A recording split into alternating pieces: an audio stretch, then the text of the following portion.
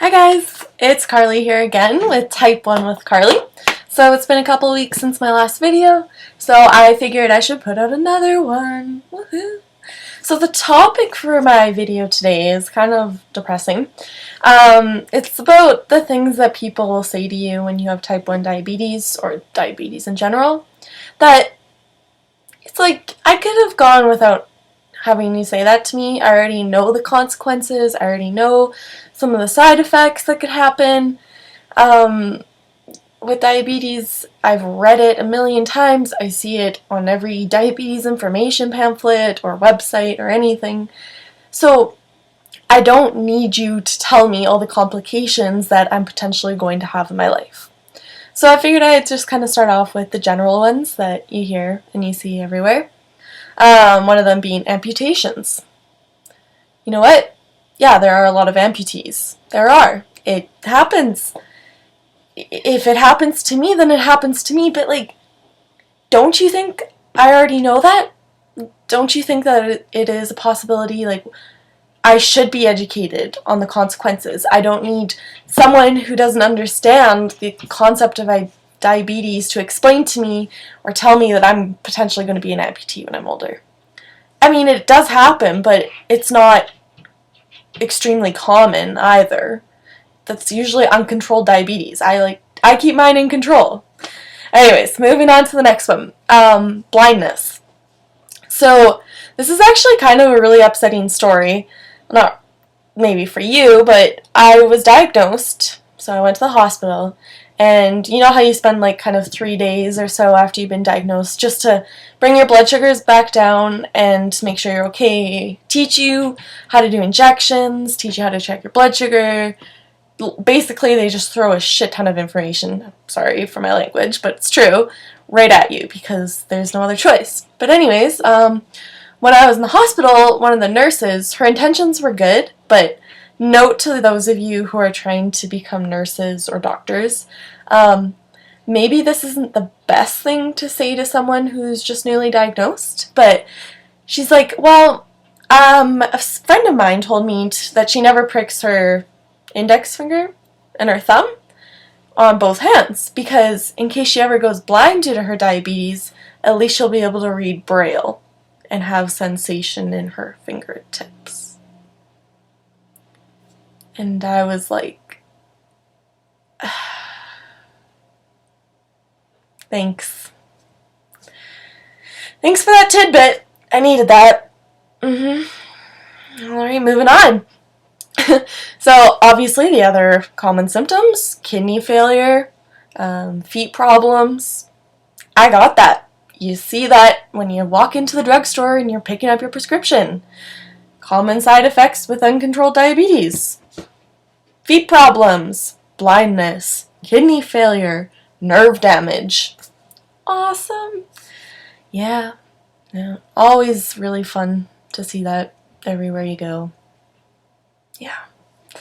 Next one that I've read a couple times that every time I see it, I just have a little self-pity party for myself.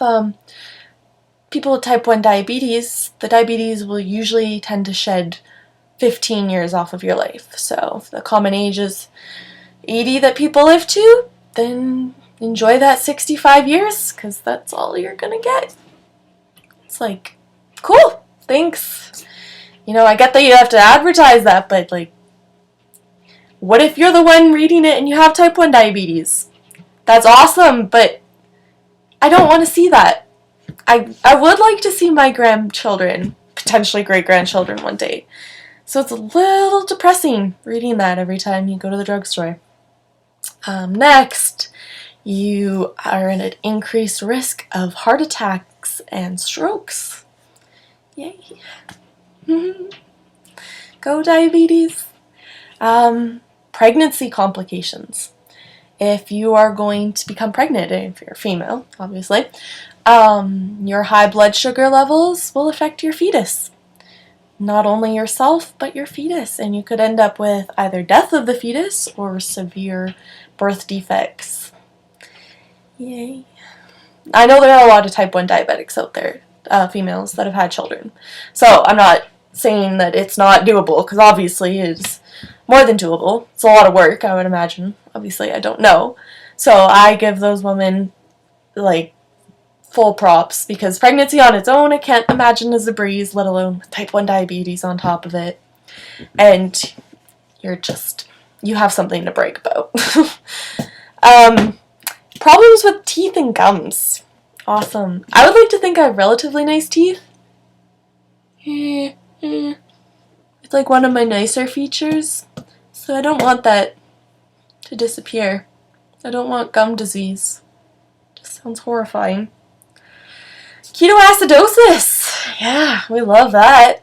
So basically, if you don't know what that means, your blood sugars are really high. Your cells aren't getting, your cells aren't getting the sugar they need. Instead, it's just floating in your bloodstream.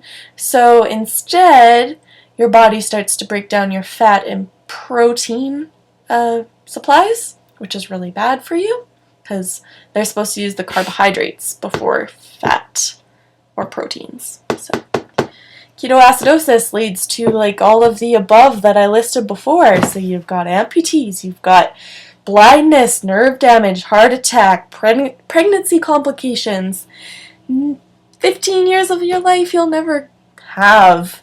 Teeth problems. Woohoo! High blood pressure. Yay. These are so much fun. I love reading all the complications that come with diabetes. So, I'm going to stop there, just because I don't want to make other type 1 diabetics feel worse about themselves. It would just be lovely, though, for those of you who don't have it, to not tell me or us all of the things that could potentially happen, and some of them will potentially happen to us during our lifetime. We're aware. We've read it. Why do you think we have diabetes educators? They're going to tell us, but, it's like saying to a cancer patient, by the way, during your chemotherapy, you are going to be so nauseous, all the radiation, it will potentially take off years of your life. So, just in case you didn't know that. And they're probably like, hello, idiot, I've heard this multiple times. You telling me does not make me feel any better about the situation. I'm aware, so just back off. So I'll stop there. That was kind of depressing, but I just figured it was necessary. I don't know. I just needed to get off my chest. I figured I'd attach like a little video that I tried to do a couple weeks ago, but I was really, really low, and I was just like, screw it. I'm too tired and too exhausted from my load to try and make a video. So I figured I'd include a segment of what I'm like when I'm low. I'm very complainy and dizzy and fainty. Alright, so I hope everyone has a great week. Thanks for watching, and like me or subscribe, and check out my Instagram page if you're up for it.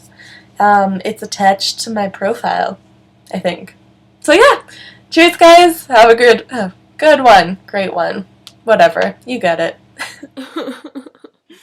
So low right now. BRB, I'll get back to you with the video once I feel like I'm not dying.